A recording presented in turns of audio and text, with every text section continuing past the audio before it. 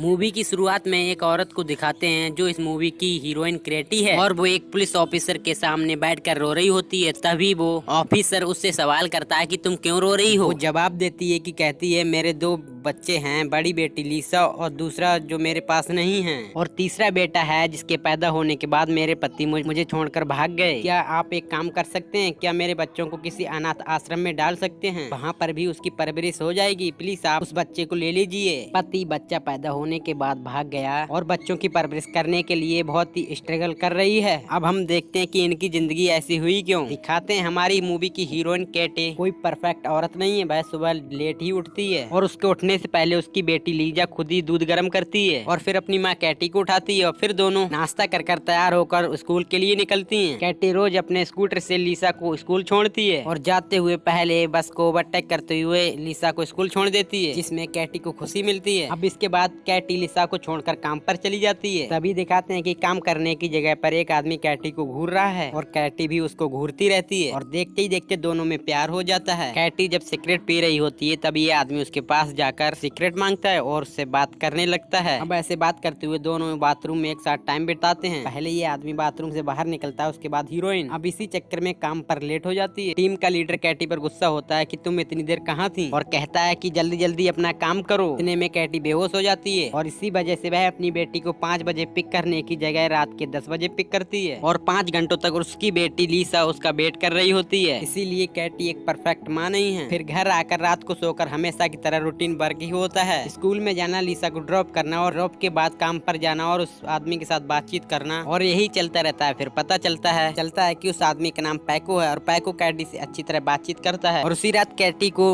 Date पर आने के लिए भी कहता है। कैटी लीसा को घर पर छोड़कर उसके साथ डेट पर चली जाती है और उसके बाद वो पैको पर भरोसा करके उसे घर पर ले आती है। घर पर दोनों बहुत मजे कर रहे होते हैं। दूसरे सुबह ये दोनों डाइनिंग टेबल पर खा रहे होते हैं। लीसा ये देखकर कहती है कि ये कौन बैठा है और ये देखते ही वहाँ से भाग जाती है। वो कहती है, कैटी से कहती है कि ये आदमी मुझे पसंद नहीं, लेकिन अब कैटी कहती है कि ये हमारी फैमिली का पार्ट है और अभी हमारे साथ ही रहेंगे, वो तुम्हारे पापा जैसे हैं। अभी तक तो ये होता था कि कैटी रोज लीसा को ड्रॉप करती थी, पर जब से वो पैको आया है वो उसी के साथ स्कूटर पर जाती है और लीसा को बस में स्कूल डाल देती है। दिखाते हैं कि कैटी प्रेग्नेंट है और उसका एक खूबसूरत बेटा पैदा होता है, लेकिन वो छोटा बच्चा ज्यादातर रोता ही रहता है और फिर वो सभी उसको चुप कराने की कोशिश करते हैं। अगले दिन कैटी अपने नए बच्चे के साथ सो रही होती है। सुबह उठकर पैको लीजा को स्कूल छोड़ने का काम करता है। अब लीजा को स्कूल में ड्रॉप कर पैको भी काम पर चला जाता है। स्कूल खत्म कर जब लीजा घर आती है तो वो देखती है कि पैको एक लड़की से कह रहा होता है कि आपके पास सिगरेट है और वो उससे बहुत देर तक बात करता है और ये सब लीजा देखती है, पर वो कैटी से कुछ नहीं कहती। कैटी को हमेशा लॉटरी खरीदने की आदत होती है। वो एक लॉटरी खरीदती है और उसको चेक करती है और फिर हमेशा की तरह लॉटरी नहीं लगती और बेचारी के पैसे चले जाते हैं। इसके बाद पैको घर पर लेट आता है और उससे कैटी पूछती है कि तुम लेट क्यों हो। इस बात पर दोनों में लड़ाई हो जाती है। कैटी कहती है कि बच्चा पैदा होने के बाद तुम बदलते जा रहे हो, मुझे कुछ ठीक नहीं लग रहा। तभी पैको कहता है कि बच्चा पैदा होने के बाद तू मेरा ख्याल नहीं रख रही है। पैको कहता है बस यही बहाना करके दोनों गले लग जाते हैं। कट करके दिखाते हैं कि दूसरे दिन कैटी पैको से कहती है कि आज मैं काम पर जा रही हूँ, आज तुम बच्चे को देख लो, और ये कहकर वो काम पर चली जाती है और वो बच्चे का ख्याल कुछ ऐसे करता है, पहले से रखे हुए दूध में थोड़ा गर्म पानी मिलाकर उसको पिलाता है और वो ये दूध पीकर बच्चा थोड़ी देर चुप हो जाता है। थोड़ी देर बाद बच्चा पोटी करता है तो वह उसको साफ करने के लिए उसको उलट पुलट कर देता है और बच्चा रोता ही रहता है। फिर शाम को कैटी काम खत्म कर घर पर आती है और देखती है कि पैको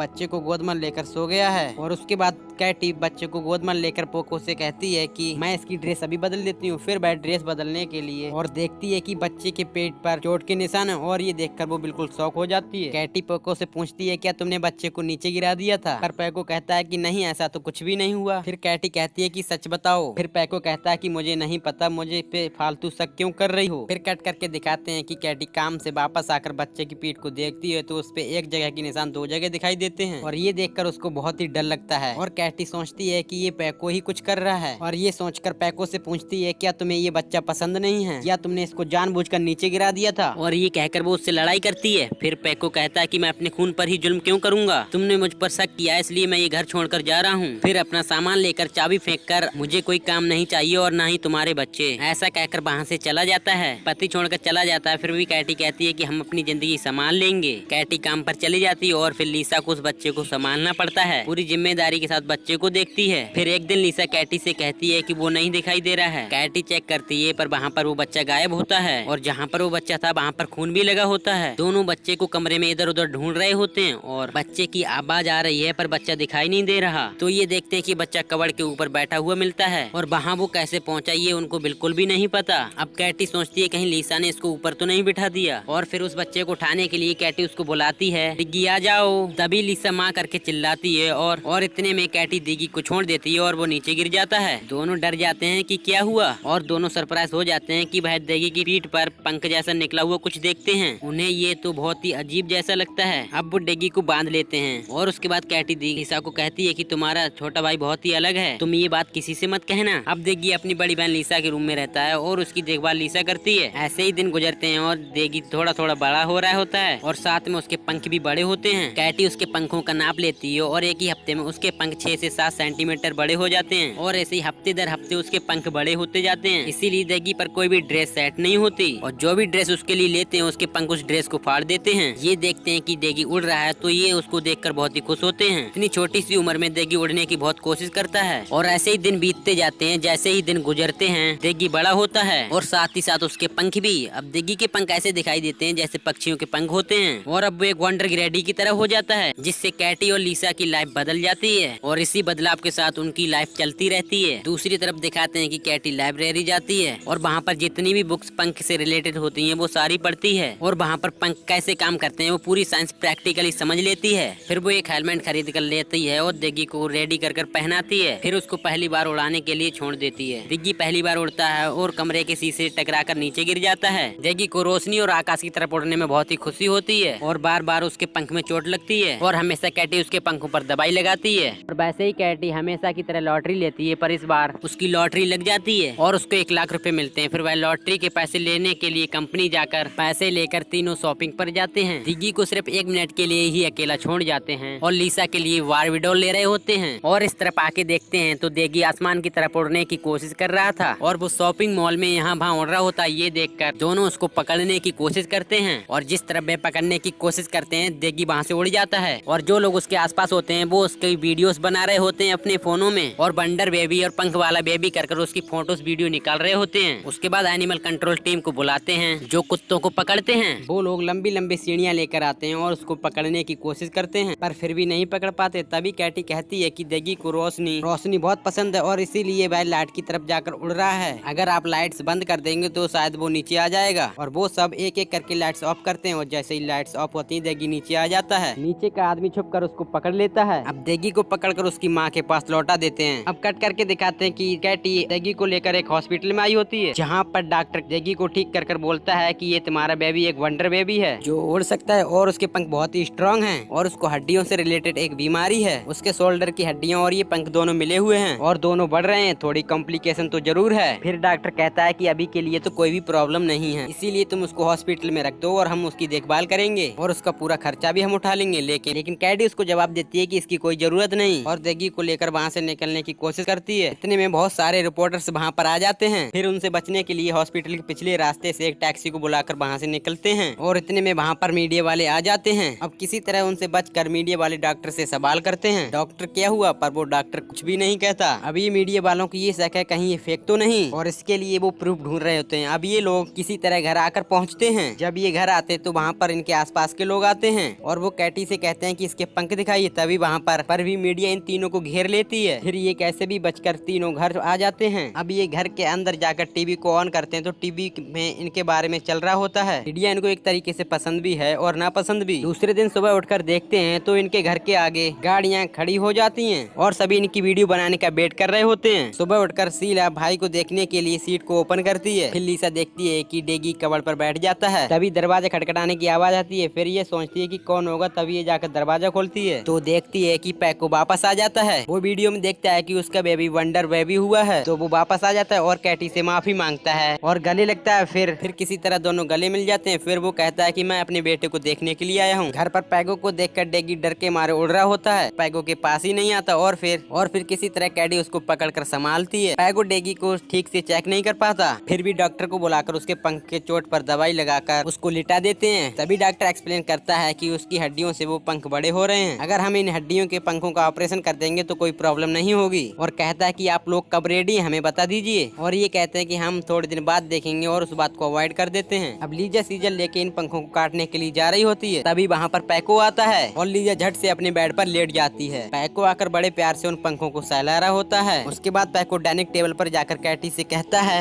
कहता है कि हमारे पास बच्चों की देखभाल करने के लिए पैसे नहीं है, इसीलिए हम एक दो चैनल के पास जाकर इसका इंटरव्यू देंगे, तो वो इंटरव्यू के बदले हमें पैसे देंगे, जिससे हम काफी अमीर हो जाएंगे। किसी तरह ये बात सुनकर कैटी कन्विंस हो जाती है और फिर वे एक प्रेस को बुलाते हैं। अपने घर के बाहर प्रेस मीट करवाने के लिए एक आदमी को बुलाकर लेके आते हैं। वो आदमी इन सबको बाहर आने के लिए कहता है। पैको, लीजा और कैटी देगी को लेकर बाहर आते हैं और सब मीडिया के लोग इनको गौर से देख रहे होते हैं। देगी को एक रस्सी से बांधकर कैटी वहाँ लेकर आती है। मीडिया वाले पूछते हैं कि ये बच्चा उड़ सकता है, उड़ाकर दिखाइए। ये सभी ठीक है कहकर उसको एक रस्सी से बांधकर उड़ाते हैं और देगी बड़ी खुशी से उड़ रहा होता है। सब लोग उसको आश्चर्य के साथ देख रहे होते हैं, क्योंकि उन्होंने आज तक ऐसा कुछ नहीं देखा था। देगी ऊपर ऊपर उड़ रहा होता है और ये देखते देखते उसकी रस्सी उस हाथ से छूट जाती है। रस्सी के छूटते ही देगी खुशी से और जोर से उड़ जाता है। बाजू में एक छोटा सा पानी का पुल होता है, उस पुल को छोड़कर वह एक जंगल में चला जाता है। थोड़ी देर इनके पीछे लगे हुए मीडिया वाले देगी को उड़ता हुआ देखकर वहाँ से चले जाते हैं। अब बच्चा चला गया सोचते हुए कैटी बहुत रो रही होती है और सोच रही होती है कि मुझे रस्सी को नहीं छोड़ना चाहिए था, और ये सोचकर बहुत ही परेशान होती है और कहती है कि पैसों की ख्वाहिश में बच्चे को छोड़ दिया। वो उस रात वहीं पानी के पुल पर बैठकर इंतजार करते हैं, लेकिन वहाँ पर देगी वापस नहीं आता। सब बात कर रहे होते हैं कि बस अब खत्म हो गया। पीछे मीडिया और पैगो बात कर रहे होते हैं। पैगो डॉक्टर से कहता है अगर ऐसा ही चलता रहा तो मेरा परिवार अलग हो जाएगा। डॉक्टर उसके जवाब में कहता है कि जब तक तुम हो ये परिवार अलग नहीं हो सकता, अगर तुम चाहो तो एक और बच्चा पैदा कर सकते हो। और ये कहकर वो चला जाता है। इसके बाद ये लोग देगी के गुमशुदा होने के पोस्टर लगवाते हैं और लोगों को देखकर उसको ढूंढने की कोशिश करते हैं, पर फिर भी देगी नहीं मिलता। कैटी भी हमेशा उदास रहती है और पैगो को डॉक्टर की वो वाली बात याद आती है कि वो एक और बच्चा पैदा कर सकता है। वो कैटी को हमेशा दिलासा देता रहता है कि कैटी, देगी वापस जरूर आएगा। फिर सुबह जल्दी उठकर वह देगी को वहीं पर आसपास देखते हैं, लेकिन देगी मिल नहीं रहा होता है। वो पानी में देख रही होती है, तभी अचानक पीछे से आकर देगी खड़ा होता है और वो अचानक देगी को देखती है और बहुत ही खुश हो जाती है। देगी माँ अपनी कैटी को हाय बोलकर दूसरे पल वहाँ से उड़ जाता है। पंख और बड़े होकर और सुंदर दिखाई देते हैं और ये देखकर कैटी को बहुत ही खुशी होती है और उसके बाद घर लौटकर अपने परिवार से कहती है कि मेरा बेटा जिंदा है, और फिर से एक नॉर्मल जिंदगी जीने लगते हैं। और ऐसे ही दिन बीत जाते हैं और लीसा को स्कूल में पैको छोड़ देता है और दूसरी तरफ कैटी प्रेग्नेंट है ये दिखाते हैं, और इस तरह कैटी के पेट को दिखाकर ये मूवी यहाँ पर खत्म होती है। तो गाइस, आपको ये मूवी कैसी लगी हमें कमेंट करके जरूर बताइएगा। एंड वीडियो अच्छी लगी हो तो वीडियो को लाइक कीजिए और अपने दोस्तों में वीडियो को जरूर शेयर कीजिएगा। गाइस, अगर आप चैनल पे पहली बार आए हो तो प्लीज चैनल को सब्सक्राइब जरूर कीजिएगा ऐसी और वीडियोस देखने के लिए। आपको हमारी वीडियोस देखने के लिए बहुत बहुत धन्यवाद।